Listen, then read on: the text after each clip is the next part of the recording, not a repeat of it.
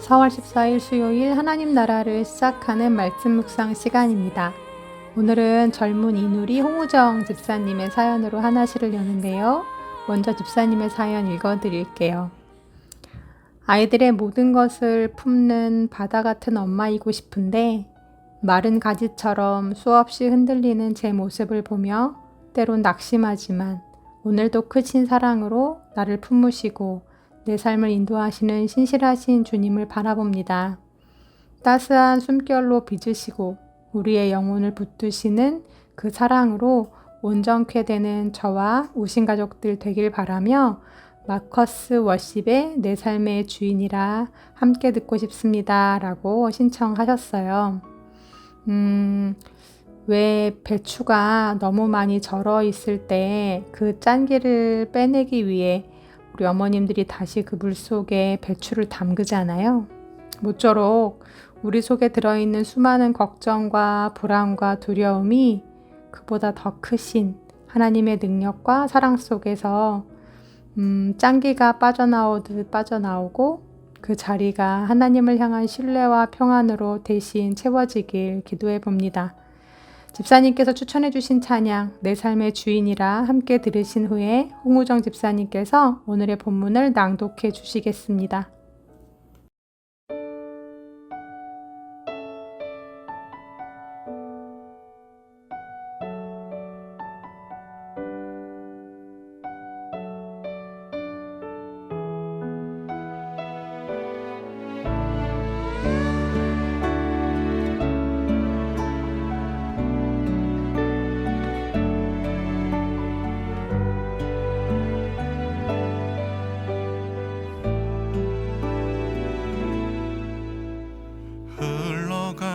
어제 일과 마주한 오늘의 삶 속에 내 주님 계시네. 위태로운 내 삶을 신실한 주의 사랑으로 완성해 가시네.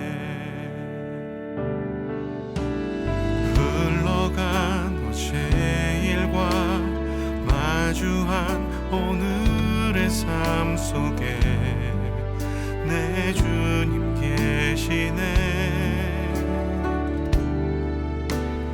위태로운 내 삶을 신실한 주의 사랑으로 완성해 가시네. 창조의 사랑이 나를 빚으시고 따스한 숨결 날 온전케 하네. 태초부터 영원토록 그 사랑 내 영혼 붙드시네.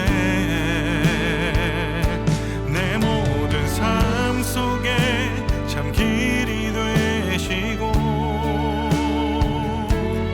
이 길 끝에서 날 안아주시네. 내 평생의 모든 순간 그 사랑 내 삶을 인도하시네. 내 삶의 주인이라 깊어진 하루의 끝에서 나 고백하리라.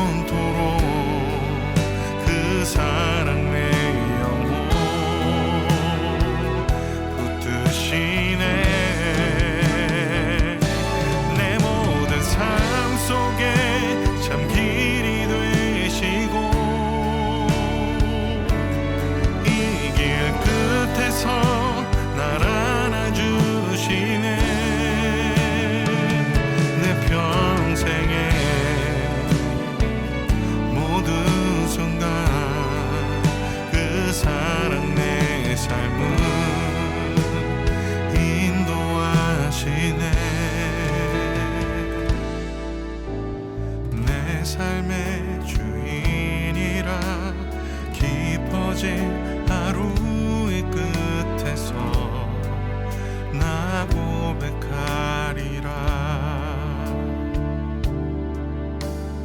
내 삶의 주인이라 깊어진 하루의 끝에서 나 고백하리라.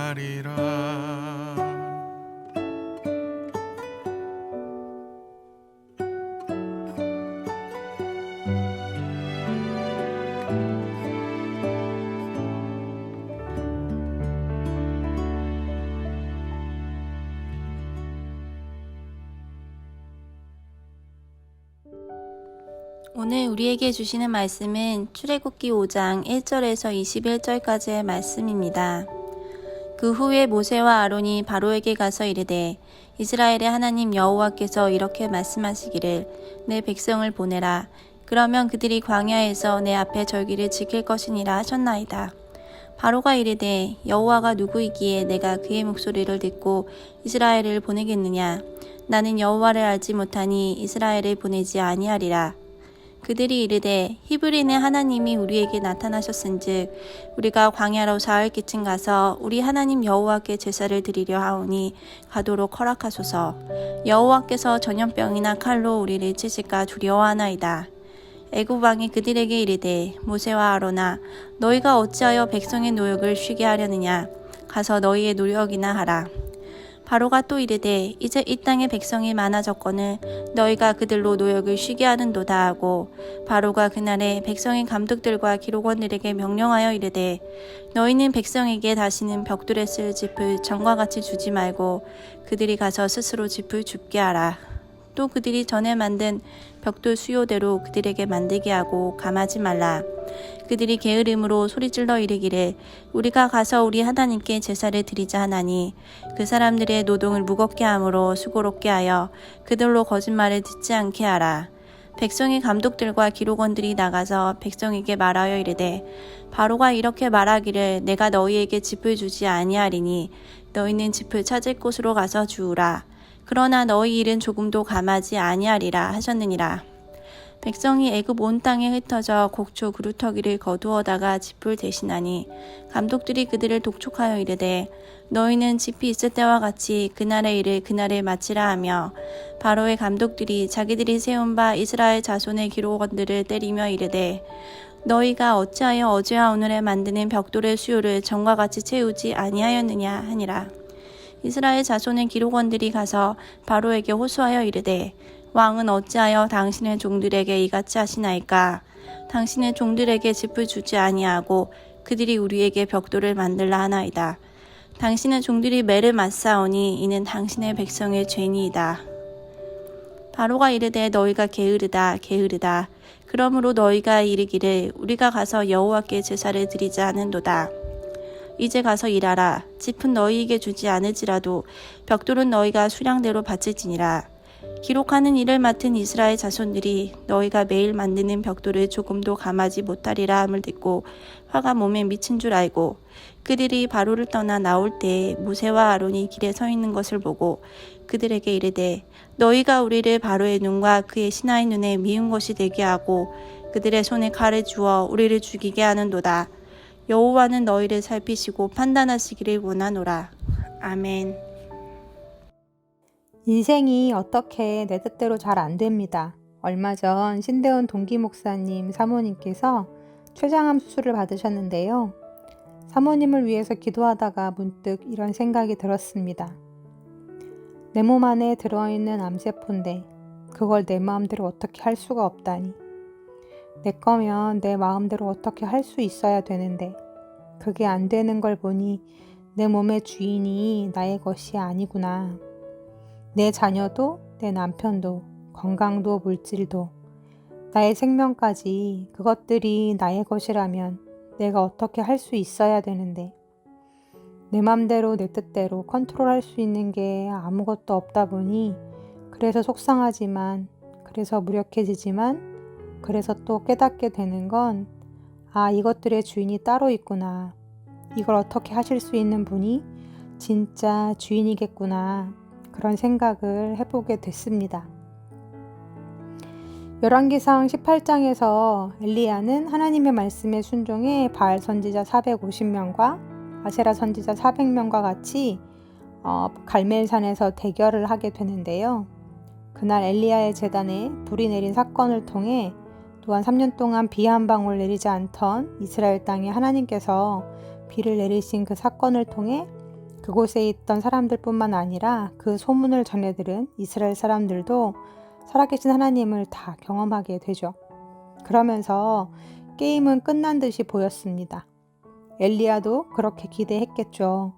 이제 게임은 끝났다. 나의 도망자 신세도 오늘로써 끝이다.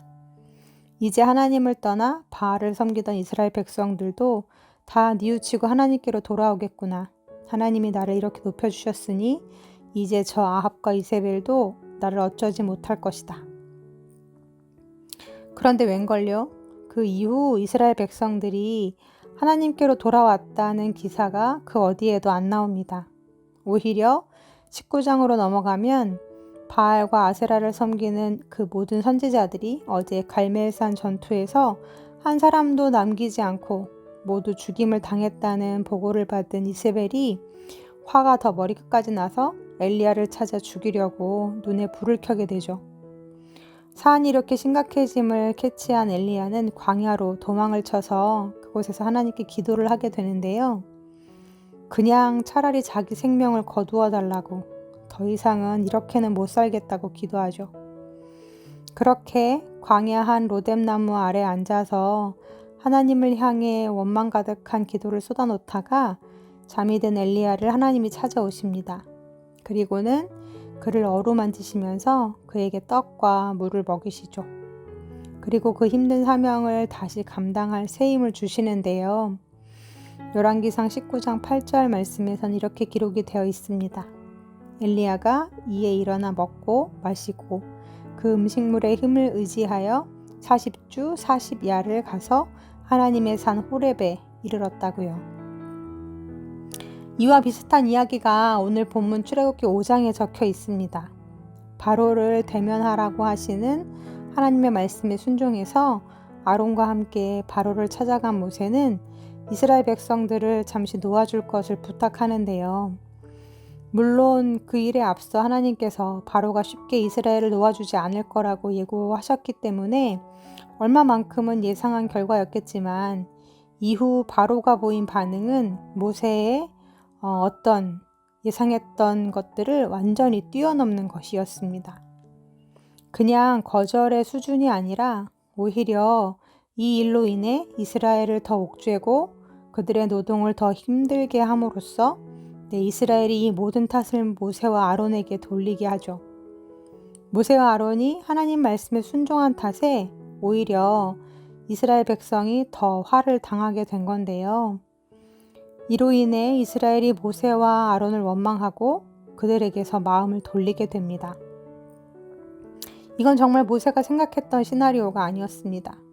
내가 고생하는 것까지는 참겠는데, 그것까지는 감수하겠는데, 불똥이 잘못 튀어서 이스라엘 백성들을 더 괴롭게 하고 그들로 인해 원망의 소리를 들었을 때 모세의 마음은 어땠을까요? 어제까지만 해도 자신들이 일으킨 이적을 보고 하나님의 말씀을 믿으며 또 애굽 땅에서 탈출시켜 주실 그 하나님의 구원 계획을 들으면서 같이 머리를 숙여 하나님을 경배하던 백성들이 이제는 오히려 자신들을 탓하고 그들에게서 등을 돌렸을 때 얼마나 힘이 빠졌을까, 얼마나 하나님이 원망스러웠을까, 그런 생각이 들었습니다. 오늘 본문의 끝절 말씀인 20절과 21절 말씀이 이렇게 기록하고 있는데요. 그들이 바로를 떠나 나올 때에 모세와 아론이 길에 서 있는 것을 보고 그들에게 이르되 너희가 우리를 바로의 눈과 그의 신하의 눈에 미운 것이 되게 하고 그들의 손에 칼을 주어 우리를 죽이게 하는도다. 여호와는 너희를 살피시고 판단하시길 원하노라 라고요. 이렇게 백성들이 모세와 아론을 향해 쏟아놓은 원망의 말들이 적혀져 있습니다. 그런데 그들의 말 중에 틀린 부분이 있습니다. 너희가 즉 모세와 아론이 바로의 눈과 신하의 눈에 이스라엘의 백성들을 미운 것이 되게 한 게 아닙니다. 그래서 모세와 아론이 자기들을 죽이게 한 것이 아닙니다. 그것은 어디까지나 하나님께서 하신 일이었습니다.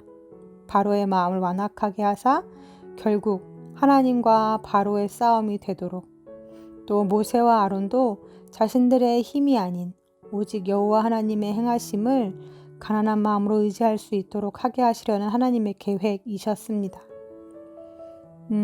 하나님은 분명 살리시려고, 오히려 보게 되게 하시려고 주신 잠깐의 고난인데, 우리는 그것을 우리를 죽이게 하려는 것으로 오해할 때가 있죠. 왜 내가 구하는 뜻대로 길을 열어주시지 않냐고, 왜 내 간절한 기도에 응답해 주시지 않냐고 원망의 말들을 쏟아놓을 때가 있습니다. 그런데 그때 잠시 멈추어 이렇게 생각해 보면 좋겠습니다. 그래서 내가 주인이 인생이 아니구나.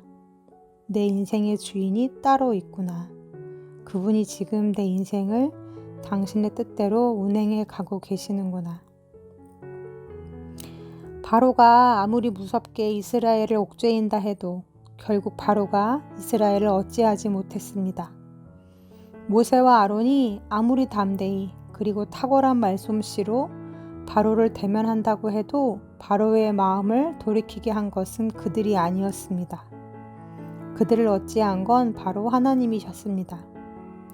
우리 인생의 참 주인이신 하나님, 그 하나님의 손에 우리의 모든 것이 달려 있음을 기억하면서 혹 지금의 삶이 전혀 내가 예상치 못했던 고난과 좌절과 낭망의 삶일지언정 이 인생의 주인이신 하나님께서 살아계시기에 나의 인생을 그분이 뜻하신 선한 길로 인도해 가실 것이기에 그 하나님을 바라보는 눈으로 오늘의 고난을 버티며 내 인생을 잠잠히 내어드리는 믿음의 사람들이 되었으면 좋겠습니다.